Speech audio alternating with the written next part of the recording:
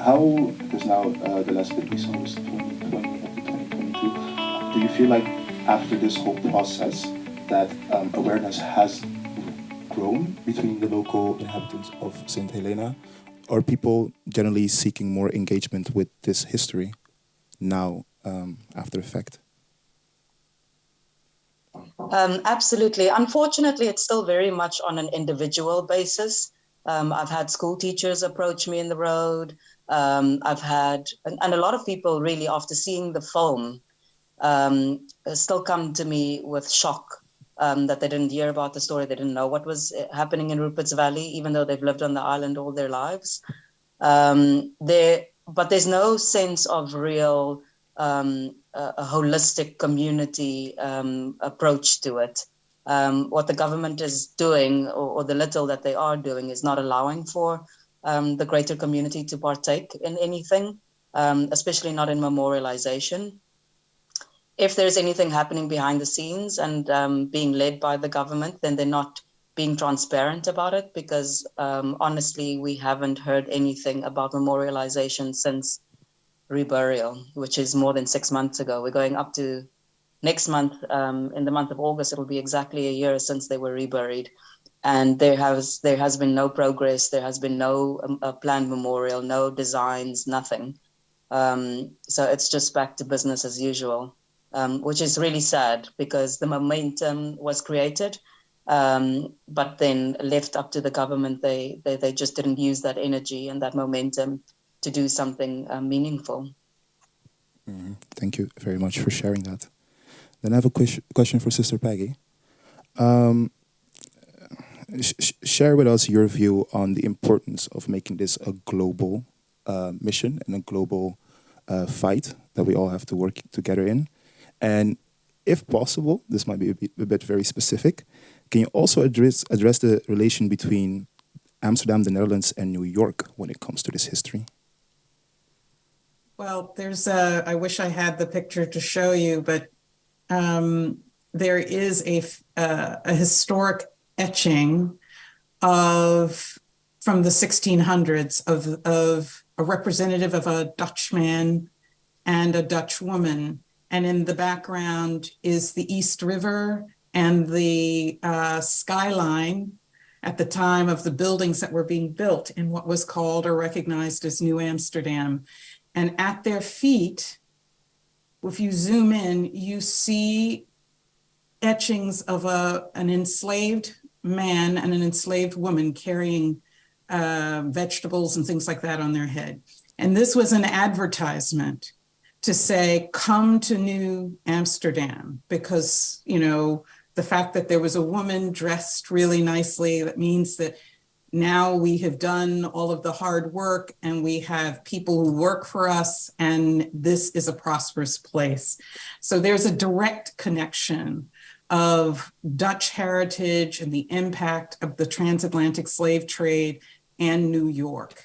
And as you know, for those who know some of the history, the Dutch were here first. And so there was an adverse impact to the indigenous population, the Native Americans, the Lenape people, as well as the enslavement of African people. And I'm actually working on a project where there is an African burial ground in northern Manhattan with individuals who were owned by the Dykeman family and the Nagels family. I mean, we're now repatriating their remains from the Museum of Natural History.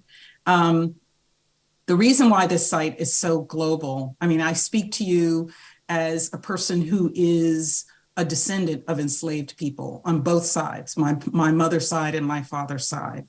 And having had the opportunity to visit St. Helena and to see that site and to begin to learn about the complex relationship that the people on the island have with that site. Nina and I, and Joe and the filmmakers and Dominic, we had long conversations about what does that mean, you know, and feeling, in some ways, Nina almost feeling at a loss because there wasn't this kind of power from the community getting behind this site. And we talked about the fact that, you know, this site has global significance beyond landmass, and that we have to now begin to remember, no matter where we are, that the transatlantic slave trade was a global construct, that there were many countries that engaged in this economic driver that was global. And certainly my personal experience growing up in the South, and you saw in the film, Nina and I go through a cotton field. That's the first time she's ever been through a cotton field. In my hometown, cotton was picked for the purpose of sending to Britain for their textile industry. And that was Southern Georgia, right? So the connection is there. There's so many threads. And that's why we have to treat this site as having global significance, as a world monument, not a St. Helena monument, a world monument. Thank you for sharing that. That was very powerful, and I truly agree with that. I'll come back with a couple of questions that I would have for all of the speakers involved, so both the three online and Kenneth.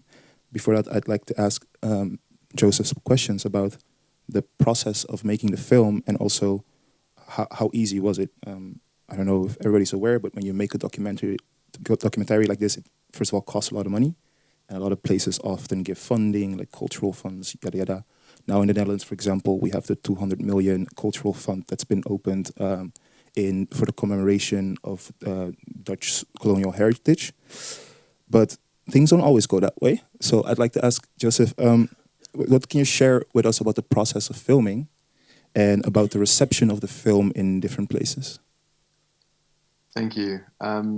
It's a lot to sort of consolidate in, a small amount of time, but it has been almost 10 years of making the film.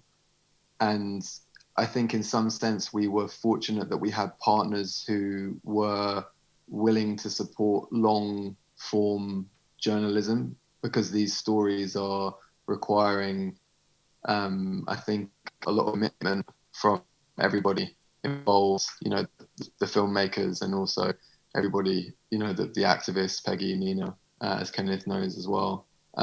So we basically were able to make the film through sort of the BFI Doc Society and Archer's Mark, and ourselves sort of funding ourselves through that process. But I think there's a wider question around how, different institutions, cultural institutions, support storytelling over a period of time that allows for deeper truths to emerge, because the reality is with this story that lots and lots of journalists visit St. Helena and no one said anything about this story. And we arrived and we had no idea that this was here. And when we found out about it, we thought, how is this not a huge deal?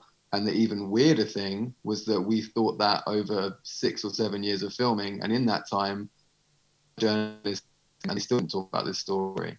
So, that's perhaps another aspect to this. And I think, for us, the reception of the film has been, I would say, incredible from people, and tricky within Britain, within certain institutions in Britain, that, to be honest, if having just watched the film, I think you can imagine how it may have been received by certain folks who, I think St. Helena is almost a kind of there's a lot going on in St. Helena which is going on in the UK. So a lot of the themes in the film, and a lot of what you see in the film, is a willful denial of truth, and we've experienced that in the UK in quite extraordinary ways. Yeah. So I guess, in short, getting information like this out disrupts, the powers that be, the way the system works, and probably also would put blame on the government that they would not like to accept. I personally found it very tough to watch this movie. This is the first time I saw it as well. There's a lot of things I recognize when it comes to relationship between the Netherlands and the islands as well. I come from Bonaire myself, so I'm speaking from that experience. And yeah, it was it was quite emotional actually, personally. But there's one thing that I noticed when talking about the focus of the airport and needing to expand the airport, and it's all about tourism. There's something about that I find problematic myself, and I see it happening on the islands in the Caribbean as well. The islands are being geared towards a tourist economy, which is actually just dependence. You can never be independent or self-sufficient if you have like only tourism as economy. So what are you all four of you, your views on the connection between actually tourism being the economical extension of the legacy of colonialism? If you guys understand what I mean with that question. So instead of, let's say, colonialism to violent means, oppression in all that form, now it's being done through economically pretty much holding the people hostage. Who would like to go? I can say a bit, if that's okay. Yep, please share. Oh, yeah. I've just been working with the royalties and community leaders in Africa, and something as sacred as a burial ground, or what's regarded as artifacts or human remains, bones, that is seen through a colonial lens as, science or tourism, is absolutely not how it's regarded from a descendant or a diaspora point of view. 95% of African heritage is not on African soil. And you can really refer to the continent as a massive mass burial ground. There's a lot of healing that needs to be done from colonialism and from the trauma of slavery. And we don't have access to our heritage to do so. So tourism, if seen through a colonial lens, makes sense, I guess. But when we're decolonizing these narratives and our stories and our heritage, we don't necessarily lean towards tourism. We're talking about pilgrimage and healing and being able to access and to mourn and to grieve and to lay to rest our loved ones, our families, the people that belong to us because of our shared history. So just from my perspective, I think even considering tourism or what economic development can get from these burial grounds, or what they can't get from it, and hence why a road needs to go through it, because a road is more important than the sanctity of that site and that history, is not the right way of looking at it. It shouldn't even. You need to decolonize the whole perspective. And then everything that considers tourism and economic development falls away. Okay, thank you very much for sharing that. Anyone who would like to add on to that or respond? Yeah, go ahead, Mr. Mike. Well, coming back to tourism, it's in my eyesight and the way I look at the Caribbean, and especially if you see what is happening in Bonaire right now, that our people and their heritage, their way of life, seems to cease to exist based on, tourism and the influx of white Europeans, which is called project developers, who are buying up most of the best essential part of the island. People, I rather call it a form of classical ethnic cleansing, for that matter, because it's erase everything which has to do with a community and a way of life of a community. And so for me, tourism is a continuation of slavery in essence, because we are speaking about tourism, and I said earlier, most people on these islands has to have 2 or 3 jobs just to survive. I can't see through that lens how that actually benefit a community, whereof people are being underpaid, exploited based on the notion of tourism. And if you do something, let's say somebody will snap or take the bag of a tourist on one of these islands, they will end up in prison with harsh imprisonment, treatment, punishment, because it have to send a message: the tourist is holy. I mean, this is colonialism at its best. So this really has nothing to do with, enhancing a people. Coming to healing, I would like to say, we had on the 19th of December the excuses, apology, whatever you want to call it, from the Dutch Prime Minister, Mark Rutte. And on July 1st, we had also an excuse from the King. What I'm seeing, the trend is there's a lot of excuse. The more important question is for me, and I think for the African community, what is a follow-up in relation to practical contents of, bringing justice to the African people in the Caribbean, on St. Eustatius, Bonaire, Saba, Curacao, Aruba, St. Martin, and the rest of the continent, for that matter. As we sit and speak here today, the African continent is still being plundered, exploited.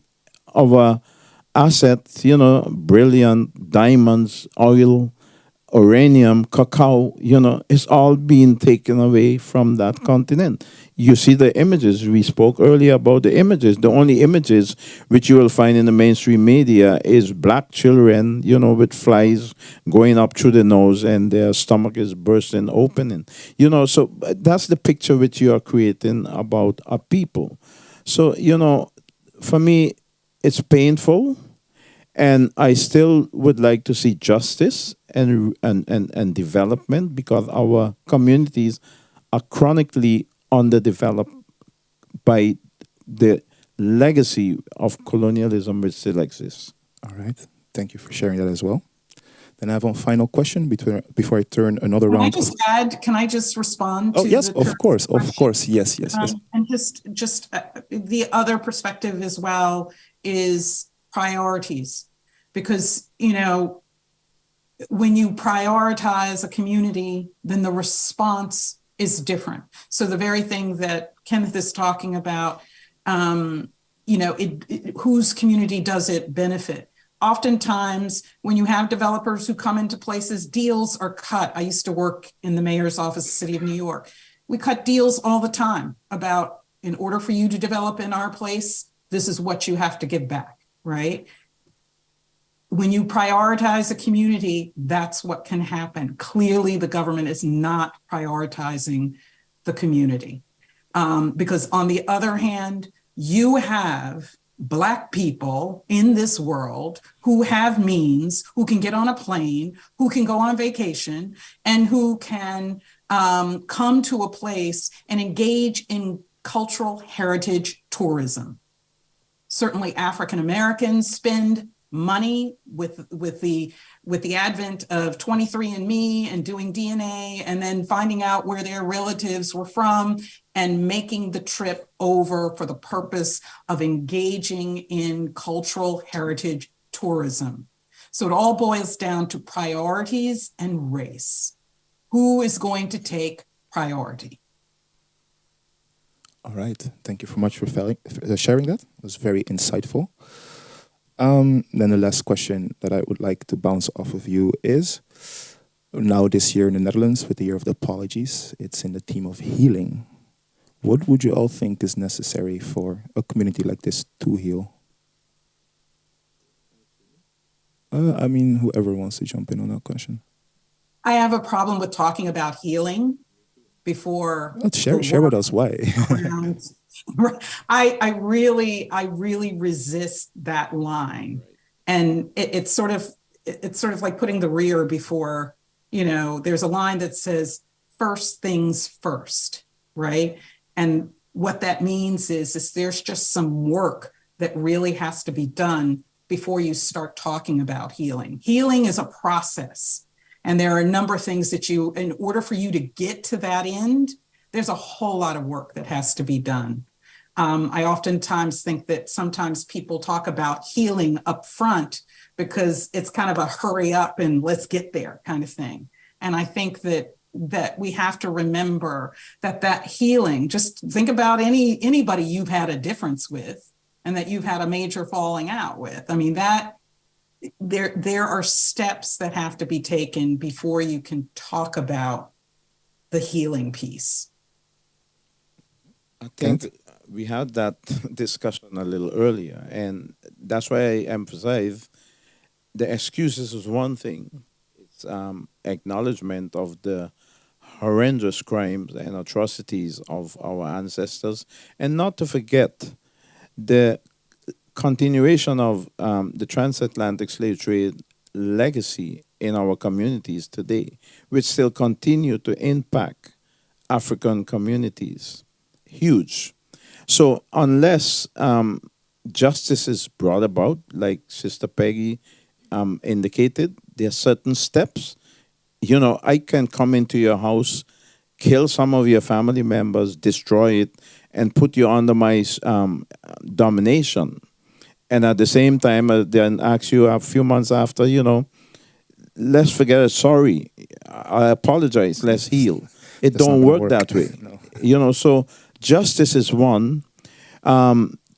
Redeveloping our communities, which are being chronically, systematically underdeveloped, are also certain steps there which need to take place. And so where the minister of this country falls short of in expressing and having a discussion about the other two pillars of the decades of African people descent.